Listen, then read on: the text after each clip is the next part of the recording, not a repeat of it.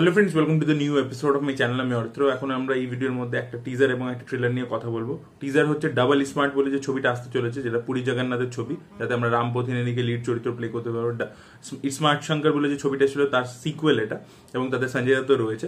এবং এছাড়া পঞ্চায়েত সিজন 3 এর ট্রেলারও চলে এসেছে। তো এই দুটোরই রিয়াকশন এই ভিডিওর মধ্যে মূলত দেবো। তো যদি পঞ্চায়েত সিজন 3 এর ট্রেলার নিয়ে কথা বলি, তো এই ট্রেলারটা কিন্তু আমার বেশ ভালো লেগেছে। তো দেখুন, পঞ্চায়েত আমাদেরকে কি দেয়, এক তো গ্রামের যে অ্যাম্বিয়েন্সটা সেটাকে দারুণভাবে অথেন্টিকভাবে তুলে ধরে। তো সেটা এবারেও হয়েছে, সেটা দুটো সিজন ধরে তারা খুব সুন্দর করে দেখিয়ে যাচ্ছে। এবারে আমার মনে হয় তারা একটা দেখবেন ট্রেলারের শেষের দিকে একটা গান চলছে, সেই গানটা কিন্তু খুব দারুণ লাগছে আর কি, দারুণ লাগছে, মানে পুরো ওই ভাইবটা দিচ্ছে আর কি, যেটা আর কি একটা পিপল লাইফের মতো ছবি আমাদেরকে দিয়েছে। তো সেরকম একটা পুরো ভাইব দিচ্ছে। এবং দেখবেন পঞ্চায়েত মানে সিরিজটা যখনই দেখবেন, প্রচন্ড মানে যে লাউড কমেডি, প্রচন্ড যে মানে পাঞ্চ লাইন বেস নয়, বাট একটা একটা হিউমার কিন্তু থ্রু আউট থাকে। কিছু জায়গায় খুব হাসি পায় এবং কিছু জায়গায় কিন্তু আপনার হাসি না পেলেও একটা স্মাইল কিন্তু মুখের মধ্যে থেকে যায়। তো সেই ব্যাপারটা কিন্তু, সেই এসেন্সটা কিন্তু তারা মেনটেন করেছে। একটা ওয়ার্মথ আছে কিন্তু কাজটার মধ্যে।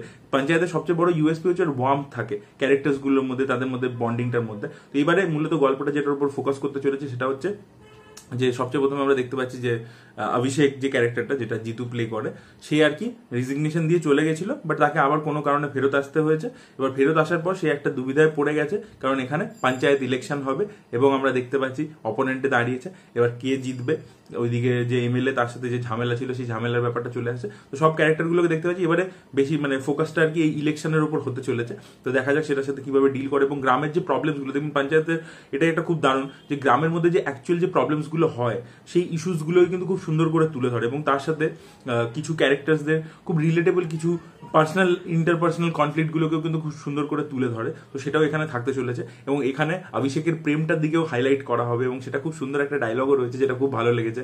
যে अभी मैं ऊपर जा रही थी चाय पीने, तो बोलছে अभी तो सुबह कोई देख लेगा, शाम के टाइम पे चलते तब मैं फ्री भी हो जाऊंगा और अंधेरा भी, अंधेरे में क्या करेंगे, ওই জায়গাটা দারুণ লেগেছে। তো এবার এই প্রেমের অ্যাঙ্গেলটা দেখা যাক কত দূর যায়। এবং ফাইনালি এখন আমার মনে হয় না এত তাড়াতাড়ি তারা ওই এর সাথে বিয়ে দিয়ে দেবে আর কি। তো দেখা যাক কি হয়। অ্যাক্ট্রেসরা তো মানে দারুণ দারুণ অ্যাক্ট্রেসরা, বাঘা বাঘা অ্যাক্ট্রেসরা রয়েছে, এবং তাদের পারফরমেন্স লাস্ট দুটো সিজনে অসাধারণ ছিল, এবারেও দারুণ হতে চলেছে বলেই মনে হচ্ছে। এবং আমার লাস্ট সিনটাতে, একদম লাস্ট শটটাতে প্রহ্লাদের হাসিটা দারুণ লেগেছে।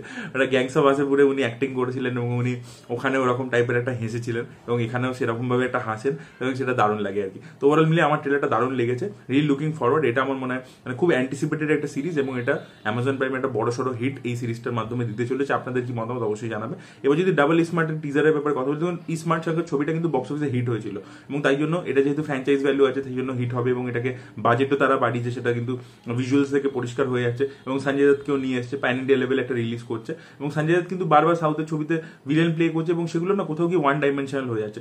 এখানেও সঞ্জয় দত্তের যে ক্যারেক্টারটা, সেটার মধ্যে কিছু এরকম ইউএসপি পেলাম না, যেটা আর কি সচরাচর ভিলেনের মধ্যে থাকে না। ওই ভিলেনদেরকে নিয়ে হাঁটছে, মানে চালাচামুন্ডাদেরকে নিয়ে হাঁটছে, মারছে, চেঁচাচ্ছে, খুব টিপিক্যাল একটা পোর্ট্রেল। তো সেটা খুব একটা ইন্টারেস্টিং লাগলো। কিন্তু স্মার্ট শঙ্কর যে কারণে প্লট লেভেল ইন্টারেস্টিং ছিল, যে ওখানে একটা মেমোরি ট্রান্সফারের একটা ব্যাপার ছিল, একটা সাইফাই ব্যাপার ছিল, মানে ইট ওয়াজ আ তেলেগু মাসালা সাইফাই ফিল্ম। ওখানে একটা মেমোরি ট্রান্সফারের ব্যাপার ছিল, এবং যে হিরো ক্যারেক্টারটা ছিল, মানে শঙ্করের যে ক্যারেক্টারটা ছিল, তার মধ্যে একটা স্প্লিট পার্সোনালিটি কাইন্ড অফ এসে যায়। কখনো নিজের মেমোরি মনে পড়ে, কখনো শঙ্কর হয়ে যায়, কখনো সিবিআই অফিসারটা হয়ে যায়। আপনারা যারা ছবিটা দেখেছেন বুঝতে পারছেন। তো সেই অ্যাঙ্গেলগুলো খুব ইন্টারেস্টিং ছিল। টুইস্টের পর টুইস্ট ছিল, টুইস্ট অ্যান্ড টার্নস ছিল, এবং অ্যাকশন ছিল। বাকি মাসালার যে পুরী জগন্নাথের ট্রিটমেন্ট হয় সেটা তো ছিল।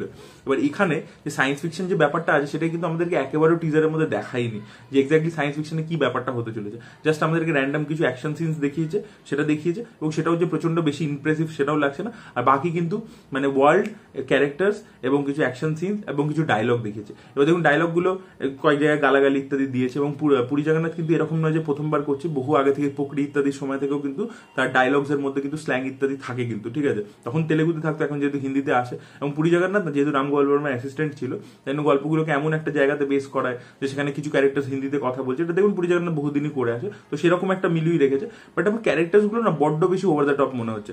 মানে যে কমেডিয়ান ক্যারেক্টার বলুন বা ইত্যাদি, সেগুলো যে ড্রেসিং ইত্যাদি, সেগুলো বড্ড মানে বড্ড বেশি ওয়াকি হয়ে গেছে। ফার্স্ট পার্টটাতে যেরকম ছিল ব্যাপারটা, যেটা তেলেগু মিলিয়ুর মধ্যে সাইফাই ছিল, এখানে কিন্তু ব্যাপারটা ওয়ার্ল্ডটাকে পুরো মানে যে ওয়ার্ল্ড ক্রিয়েশনটা, সেটা বড্ড ওভার দ্য টপ লাগছে। দেখা যাক সেটাকে যদি জাস্টিফাই করতে পারে খুব ভালো। বাট সাইফাই অ্যাঙ্গেলটাকে একটু দেখানো উচিত ছিল, কারণ ফার্স্ট ছবির ইউএসপি ওটা ছিল, তো সেটার দিকে একটু ফোকাস করা উচিত ছিল। খালি ওই কিছু টিপিক্যাল ডায়লগ, গান, অ্যাকশন এবং সেগুলো দিয়ে খালি হয় না। এবং দেখবেন ফার্স্ট সিনেমার এন্ডিং এ ক্লাইম্যাক্স একটা মন্দিরের মধ্যে ফাইট ছিল যেটা ব্যাপক ছিল, এবং সেটা কিন্তু এখানেও সেরকম একটা থাকতে চলেছে, সেটা স্কেল আপ করেছে তারা, এবং ওটা দিনের বেলা ফাইট ছিল, এটা রাত্রির বেলা করেছে, একটা বড় শিবলিঙ্গ নিয়ে এসছে। তারা কালচারাল কানেক্টেডনেস যেহেতু থাকে, একটা রুটেডনেস থাকে তেলেগু সিনেমার মধ্যে হিন্দু কালচারের ব্যাপারে, সেই ব্যাপারটা কিন্তু এখানেও থাকতে চলেছে। এবং সেখানে আমার মনে হয় ক্লাইম্যাক্সের মারামারিটা সঞ্জয় দত্তকে ওখানেই আর কি হারাবে, এরকম একটা মন্দিরের মধ্যে, সেটাকে আর কি কোথাও কি কাইন্ড অফ একটা বড় স্কেলে রিক্রিয়েটই করা হচ্ছে।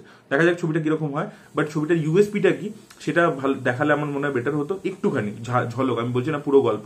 এবং দ্বিতীয় যে জিনিসটা, এই ওয়ার্ল্ডটা, এই যে ক্যারেক্টার গুলো, এই যে সঞ্জয় দত্তের ক্যারেক্টারটার নাম বুল, ঠিক আছে, ও এরকম ড্রেস পরে আছে, লাল রঙের কোট, এইগুলো না দেখে একটু একটু একটু জোন, রিয়েলিস্টিক জোনের মধ্যে রাখতে হতো, তাহলে ফার্স্ট পার্টটার সাথে এটা একটা মিল থাকতো, সামঞ্জস্য থাকতো ব্যাপারটা। এটাই আমার মনে হয়েছে। আপনাদের কি মতামত অবশ্যই কমেন্ট সেকশনে জানাবেন। এই ভিডিওটা ভালো লেগে থাকলে লাইক করুন, শেয়ার করুন, চ্যানেলটিকে সাবস্ক্রাইব করতে ভুলবেন না। বাই।